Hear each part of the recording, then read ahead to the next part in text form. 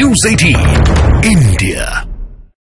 मेरे साथ केंद्रीय मंत्री अनुराग ठाकुर इस समय सीधा लाइव जुड़ रहे हैं। मैं अनुराग जी का रुख करता हूं। अनुराग जी, इस समय हम पहले मेरी एक अनुराग से बात हो रही थी, अब आप अनुराग ठाकुर केंद्रीय मंत्री मेरे साथ जुड़ रहे हैं। अभिनंदन है अनुराग जी आपका। अनुराग जी, मेरा सवाल आपसे ठाकुर साहब ये है कि बजट आ गया, लेकिन बीजेपी कह रही है कि ये 2024 की नई यानी मोदी सरकार की तीसरी पारी वाला बजट है, और विपक्ष कह रहा है, मैं विपक्ष के नेताओं के नाम नहीं गिनाना चाहता, वो कहते हैं ये अंतिम विदाई वाला बजट है विपक्ष की, खासतौर पे सरकार की। ये सपने इन्होंने 2019 में भी देखे थे, और तब भी पहले से ज्यादा वोटों के साथ, सीटों के साथ देश की जनता ने मोदी जी को जिताया जी। अब 2024 में 2019 का रिकॉर्ड तोड़ेंगे, फिर एक बार मोदी सरकार रिकॉर्ड सीटों के साथ बनाएंगे। और जो भारत को लड़खड़ाती चरमराती अर्थव्यवस्था यूपीए के समय थी, 10 सालों में 5वें नंबर की अर्थव्यवस्था बनाया। अब तीसरी बार मोदी जी आएंगे तो तीसरी सबसे बड़ी अर्थव्यवस्था बनाएंगे। इसका लाभ क्या होता है?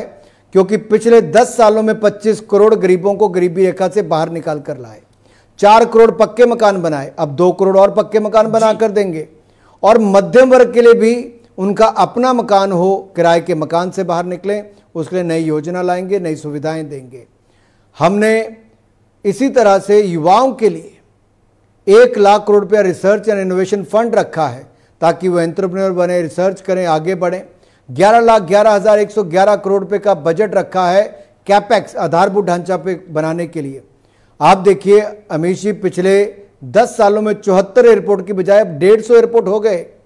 3,20,000 किलोमीटर ग्रामीण सड़कें थी, अब 3,75,000 किलोमीटर नई सड़कें ग्रामीण बन गई।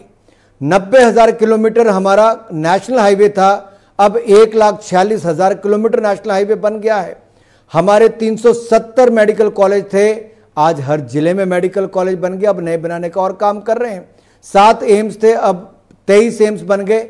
ये आंकड़े मैं आपको गिना सकता हूं, जो कांग्रेस 60 साल में नहीं कर पाई, भारत ने 10 साल में मोदी जी के नेतृत्व में देखा है। लेकिन जब मैं इस बजट पर आता हूं तो मैं कहूंगा, यह बजट विकसित भारत की मजबूत नींव रखने वाला बजट है। यह युवाओं की आकांक्षाओं पर खरा उतरने वाला बजट है। यह गरीब, युवा, अन्नदाता, नारी का बजट है। यह गरीब और मध्यम वर्ग का बजट है। यह विकसित भारत, इसको संकल्प जो हम लेके चले उसके लिए बजट है जी। क्योंकि आप MOS फाइनेंस भी रह चुके हैं, मुझे अच्छे से ध्यान है, और आपका तब भी हम साक्षात्कार करा करते थे। लेकिन आज मैं एक सवाल आपसे पूछना चाहता हूं बतौर बिजनेस जर्नलिस्ट। हम कई बार देखते हैं कि नरेंद्र मोदी एक अनकन्वेंशनल फैसले ले लेते हैं, लेकिन अधिकतर देखा जाता है कि बजट, चुनाव से पहले वाला बजट जो है वो चुनावी बजट होता है। लेकिन इस बजट में चुनावी कुछ नहीं दिखाई दे रहा, ना पॉलिटिकल पंडितों को, ना अर्थनीति के पंडितों को, ना स्टॉक मार्केट्स के एक्सपर्ट को। तो ये कॉन्फिडेंस है अनुराग जी, या ओवर कॉन्फिडेंस है? What is your view on this? देखिए, आप थोड़ा गहराई में देखिए जी। अगर कैपिटल एक्सपेंडिचर 11% बढ़ा तो इसका मतलब देश का आधारभूत ढांचा बेहतर होगा। अगर 4 करोड़ मकान के साथ 2 करोड़ और पक्के मकान देंगे तो उस सेक्टर को बढ़ावा मिलेगा। आपके अगर इसी तरह से 1 करोड़ घरों के ऊपर सोलर रूफटॉप लगेंगे तो 300 यूनिट बिजली के तो मुफ्त मिलेंगे ही। 18,000 रुपये सालाना आमदन भी बनेगी, तो इससे आय भी बढ़ेगी। और नया कर कोई नहीं लगाया गया, इसका मतलब आपकी आय बढ़ेगी ही। दूसरा, अगर मैं कुल मिला के आपको कहूं तो इसमें अलग अलग प्रावधान किए गए, जैसे रेलवे के 3 ऐसे कॉरिडोर बनेंगे, जो मिनरल के लिए है, एक्सपोर्ट के लिए है, पैसेंजर के लिए है। इससे आपको और बल मिलने वाला है। PLI स्कीम जैसे हम लेकर आए जी, तो आत्मनिर्भर भारत के चलते अब डिफेंस मैन्युफैक्चरिंग देश के अंदर 1 लाख करोड़ से ज्यादा हुई। मोबाइल मैन्युफैक्चरिंग हम कहीं नहीं थे, 2 ही यूनिट थे, आज दुनिया का दूसरा सबसे बड़ा मोबाइल मैन्युफैक्चरिंग का क्षेत्र भारत बन गया है। तो अमित जी, मेरा कहना यह है जी, ये छोटी सोच के साथ बजट नहीं है, ये विकसित भारत बनाने के लिए अंतरिम बजट है, जिसमें नींव रखी है कि हम कैसे देश को आगे लेकर जाएंगे। हमने टैक्स का बोझ भी नहीं डाला, लेकिन उसके बावजूद टैक्स कलेक्शन देखिए 3 गुना ज्यादा हुई डायरेक्ट टैक्स कलेक्शन, और जीएसटी लाए थे जब, तो लोग कहते थे क्या होगा, आज टैक्स कम भी हुआ, टैक्स रेट कम हुआ, लेकिन टैक्स कलेक्शन दुगनी हुई।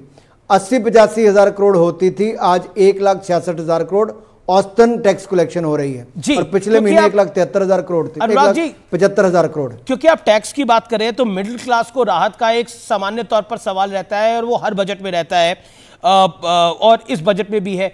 मिडिल क्लास आपका एक बहुत बड़ा वोट बैंक है और वो इस दौर में नहीं है, वो लगातार रहा है जब से भारतीय जनता पार्टी का निर्माण हुआ है। उसको एक बहुत उम्मीद है इस शासन से कि यह सरकार हमारी चिंता करेगी, लेकिन ये चिंता कर नहीं रही है सरकार, ये चिंता दिखा नहीं रही है। आपका बड़ा वोट बैंक है मिडिल क्लास। देखिए, मुझे लगता है थोड़ा देखिए कि चिंता कैसे कर रहे हैं जी, थोड़ा देखिए चिंता कैसे कर रहे हैं अमित जी। कांग्रेस ने 60 साल में 2 लाख रुपए की आमदन के बाद भी 2014 में टैक्स लगता था जी। आज 7 लाख रुपए तक भी आपको कोई टैक्स नहीं देना पड़ता। मोदी सरकार ने राहत दी है। दूसरा, मैं कहूँ आप अगर उद्योग चलाते हैं तो उसमें आपको राहत दी है। तीसरा, आपको कम ब्याज पर पैसा मिले, आप अपना व्यापार करें, वो मोदी सरकार ने दिया। आपको आधारभूत ढांचा सुदृढ़ करने के लिए, आपका एक्सपोर्ट बढ़े, तो आपको पोर्ट तक के लिए रेलवे लाइन बनाएंगे, तो हमने इकोनॉमिक कॉरिडोर उसका बनाने की शुरुआत की, रोड बेहतर करने शुरू किए। आखिरकार ये कहाँ से बनेंगे? ये टैक्स के पैसे से। लेकिन आज ईमानदारी के साथ टैक्स पेयर टैक्स दे रहा है, क्योंकि उसको पता है एक एक पाई बचाई भी, गरीब की भलाई भी और देश को आगे बढ़ाने का काम भी किया है जी। ये टैक्स पेयर का विश्वास मोदी सरकार ने जीता है, तब जाकर उनको वंदे भारत जैसी ट्रेन मिल रही है, दुगने एयरपोर्ट मिल रहे हैं और विकास भी नई ऊंचाइयों पर। ये मैं इसलिए कह रहा हूं कि कैसे गरीब की जेब में पैसा जाता है तो किस पे पैसा खर्च करता है? अनाज पे, छोटी मोटी चीज़ों पे, कपड़े पे, जो उसकी रोजमर्रा की जरूरत है। इससे आपकी पूरी इंडस्ट्री को बल मिलता है, किसान को पैसा मिलता है। 2,80,000 करोड़ पे हमने किसान को किसान सम्मान निधि के माध्यम से दिया, 1,40,000 करोड़ उनको मुआवजा दिया। ये आज तक कभी नहीं हुआ था, मोदी सरकार में हुआ। नैनो यूरिया से उनकी लागत कम हुई, मुनाफा ज़्यादा हुआ। लागत प्लस 1.5% यानी कि 1.5 गुना ज़्यादा उनकी आमदन करना, ये मोदी सरकार ने किया है। एग्रीकल्चर इंफ्रास्ट्रक्चर फंड हमने 1 लाख करोड़ का उपलब्ध करवाया, तो वहीं पर 10,000 FPO में से 8,000 FPO बन गई। कोऑपरेटिव सेक्टर को हम और बल दे रहे हैं। आप देखिए, स्टार्टअप गिनी चुनी 100-200 थी, आज 1 लाख से ज़्यादा स्टार्टअप्स हैं। हम वोट बैंक की राजनीति नहीं करते, हम देश का निर्माण कर रहे हैं, विकसित भारत का निर्माण, जिसमें स्वयं जनता विश्वास करके मोदी जी को आशीर्वाद देती है, क्योंकि वो देखती है ईमानदार सरकार काम कर रही है, करंट यानी कि वर्तमान और भविष्य की पीढ़ियों के लिए भी कर रही है जी। लेकिन एक तरफ बजट पर आप लोग अपनी पीठ थपथपा रहे हैं, दूसरी तरफ विपक्षी नेताओं के घर की डोरबेल ईडी बजा रही है। हेमंत सोरेन गिरफ्तार हो चुके हैं, अरविंद केजरीवाल जो कि दिल्ली के सिटिंग सीएम है, उनको 5वां सम्मन जा चुका है। ये हो क्या रहा है? विपक्ष कह रहा है कि हमें टारगेट करा जा रहा है 24 से पहले। भ्रष्टाचार मुक्त शासन देने का हमने वायदा किया था और जनता को विश्वास दिलाता हूं, भ्रष्टाचार मुक्त शासन मोदी सरकार ने दिया भी और आगे भी देंगे। ना खाएंगे ना खाने देंगे, और जिन्होंने खाया था उनसे हिसाब आज स्वतंत्र जांच एजेंसियां ले रही हैं। आप लालू जी के समय देखिए, लोग कहते थे क्यों जांच करते हो, सजा हुई कि नहीं हुई? आप कहते थे ईमानदारी का सर्टिफिकेट अरविंद केजरीवाल जी बांटते थे सत्येंद्र जैन को, क्या हुआ? 1.5 साल जेल में रहे नहीं रहे? मनीष सिसोदिया जी को ईमानदारी का सर्टिफिकेट बांटते थे, जेल में है कि नहीं है? सांसद अपने को संजय जी को जो बांटते थे सर्टिफिकेट ईमानदारी का, आज जेल में है कि नहीं है? ये देश का कानून अपना काम कर रहा है और इन भ्रष्टाचारियों को जवाब देना ही पड़ेगा जी। चाहे वो मुख्यमंत्री हो, पूर्व मुख्यमंत्री हो, सिटिंग मुख्यमंत्री हो, उप मुख्यमंत्री हो, कोई भी हो, भ्रष्टाचार के चलते इनको जवाब देना ही चाहिए जी।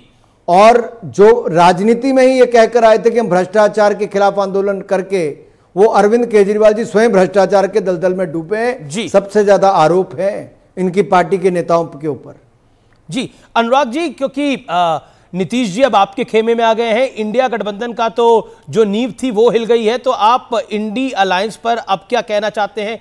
राहुल गांधी जी की बंगाल से यात्रा निकली तो ममता जी रूठ गई, नीतीश जी टूट गए और सोरेन साहब जेल चले गए, अब वो रांची पहुंचने वाली है यात्रा। ये इंडी अलायंस है कहां? ये घमंडिया गठबंधन का घमंड सिर चढ़ के बोल रहा है। राहुल गांधी जी न्याय अपने ही सहयोगियों के साथ नहीं कर पा रहे जी। मोहब्बत की दुकान में नफरत का सामान बिक रहा है, इसीलिए ममता दीदी ने बंगाल में नहीं समय दिया, ना यात्रा में जुड़ी, ना मिलने का समय दिया। अब इस पे जवाब तो कांग्रेस को देना चाहिए, क्यों किया। झारखंड जाने से पहले वहां के मुख्यमंत्री चले गए और बिहार आते जैसे राहुल गांधी जी के कदम पड़ने थे, नीतीश कुमार इंडी लाइंस बनाने वाले छोड़कर चले गए।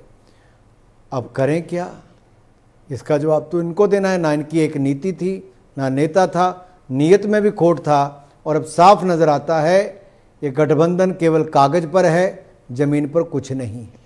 जी अनुराग जी, आपने हमें समय दिया, आपका बहुत बहुत शुक्रिया। लेकिन चलते चलते मैं आपको कॉम्प्लीमेंट देना चाहता हूं। आप हमीरपुर के जो युवाओं को दिल्ली लेकर आते हैं, वो योजना बड़ी लोकप्रिय हो रही है, उसके लिए आपको मेरी बहुत बहुत शुभकामनाएं। एक अनोखी योजना आपने शुरू करी। धन्यवाद जी। इससे उनको एक्सपोजर मिलता है, एजुकेशन मिलता है, नए लोगों से मिलने का अवसर मिलता है, सीखते हैं बहुत कुछ। जी जी, धन्यवाद, आपने इसको पहचान दी, बहुत बहुत आभार। बहुत बहुत शुक्रिया अनुराग ठाकुर जी, आपका हमारे साथ जुड़ने के लिए आज के इस महत्वपूर्ण दिन पर। धन्यवाद।